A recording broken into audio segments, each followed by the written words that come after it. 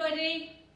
May the 13th, my birthday. I am really old today. I'm really old. And you know what? I don't care. It doesn't actually matter. A lady in my salon today said, "Oh, are you that old? Please can I take a photo of you and send it to my friend? She'll never believe how old you are." What's that? What's that? Get out of the way, please. I'm talking. Keep it. No, it's not gin today. I'm having, it isn't champagne, it's sparkling wine. And it's those little bottles, you know, the nice little bottles. So cheers everybody and happy birthday to me. I'm not going out tonight. I was out last night at Flor del Drago, a lovely restaurant near here, and it was lovely. But tonight I'll celebrate with Marco. Cheers, Marco. Salute. He's not drinking. I am. Okay, I've only had one, so I'm not like silly, and I haven't been drinking all day. Anyway, back to what I'm doing. Today I'm doing actually two things.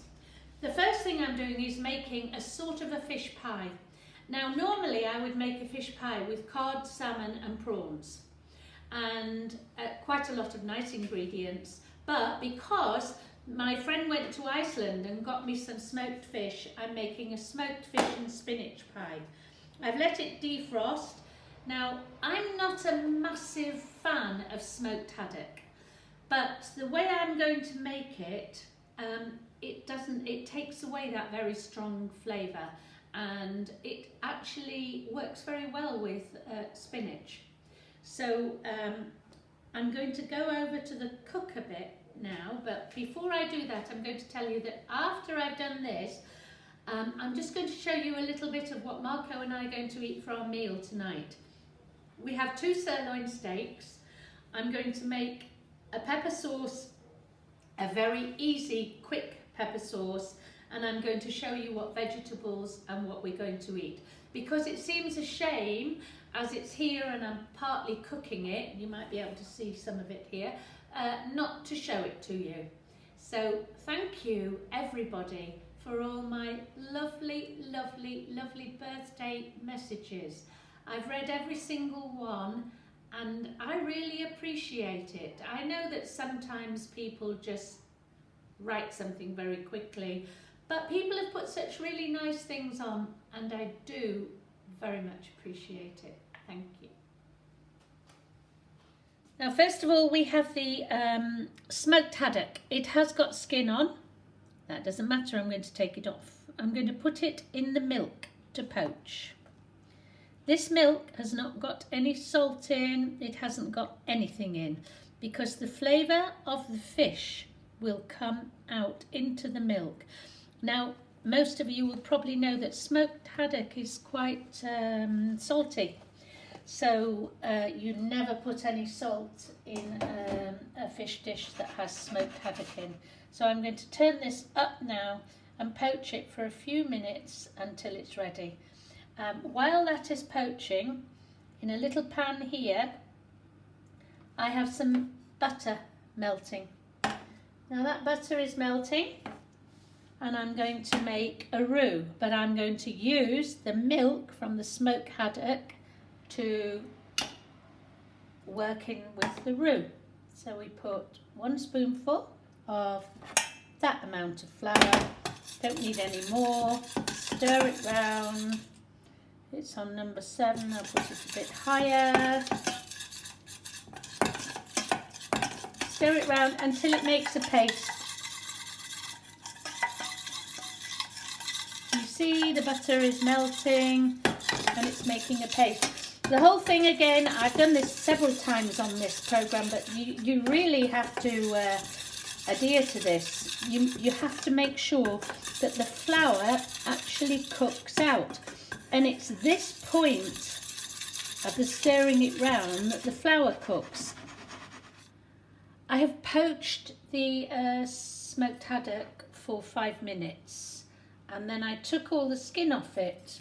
I didn't want to waste your time watching boring things. I am now adding the liquid from the smoked fish. So obviously I don't need a stock cube because this milk has got all the flavour of the fish in it. Can you see how I'm mixing up, getting it smooth, smooth, smooth before I put the next bit in?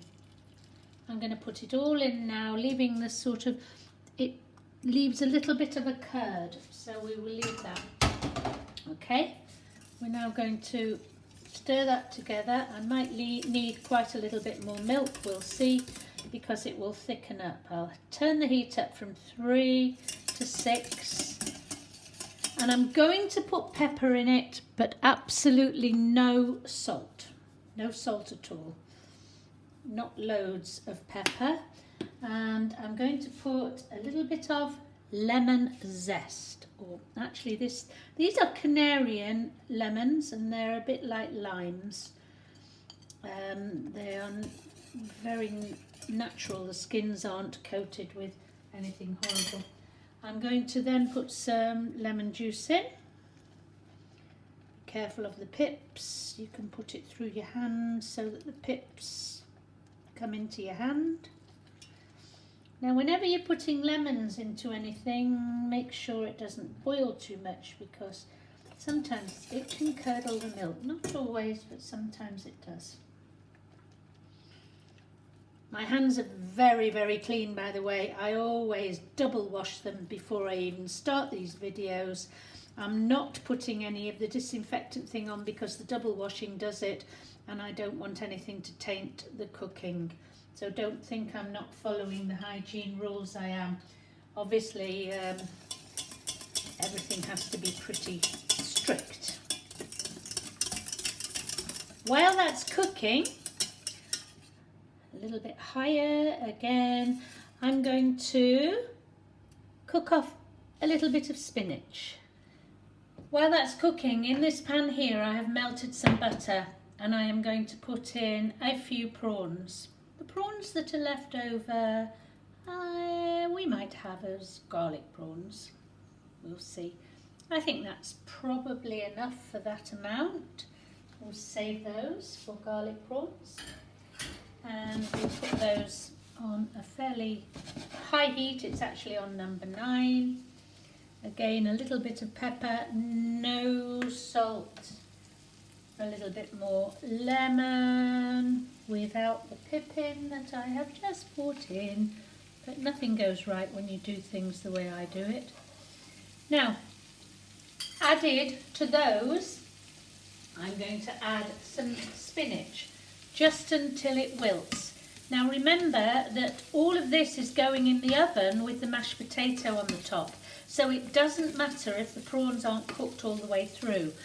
I have actually taken the black bit out of the prawns, which is a bit fiddly, but I prefer to do it. Some people say you don't need to, but I prefer to.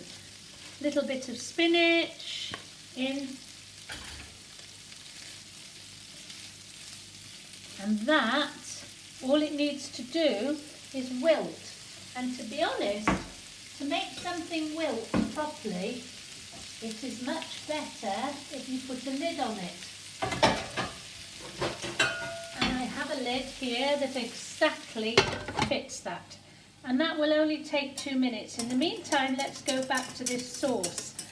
You can see now that it's quite a nice thick consistency. I'm going to add to that 1 hard-boiled egg, grated. Put that in.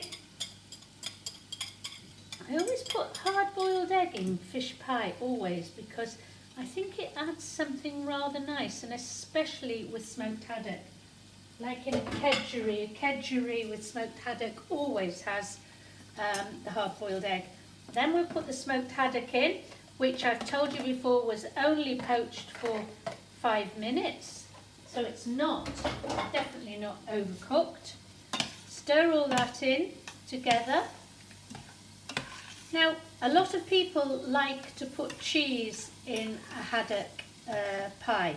I'm not putting cheese in this, but if you really want it, you can, or you can put cheese in the mashed potato that goes over the top. That has now wilted, so we'll go back to this. Prawns, spinach, into the mixture. Turn everything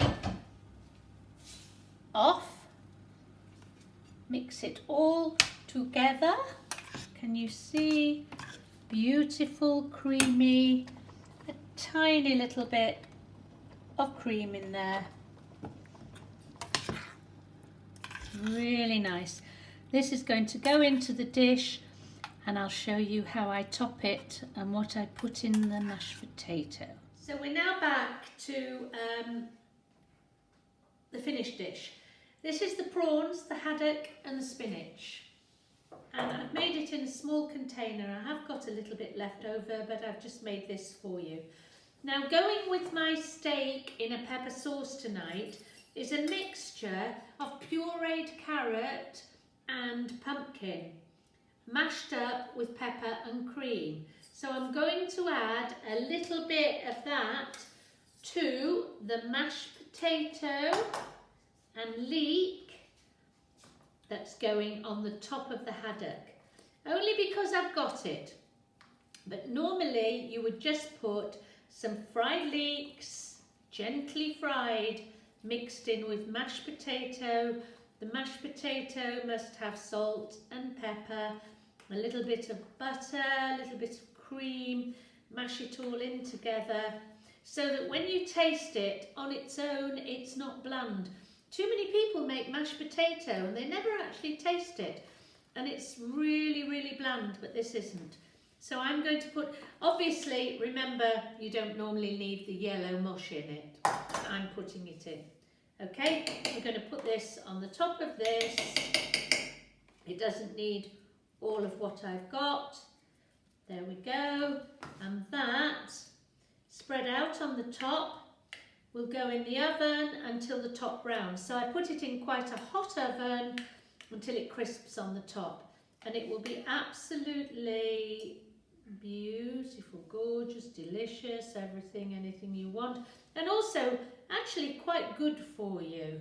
Now, a lot of people, I did mention it before, like cheese with haddock. Now you can put any sort of cheese you like, Gouda, cheddar, anything over the top of that.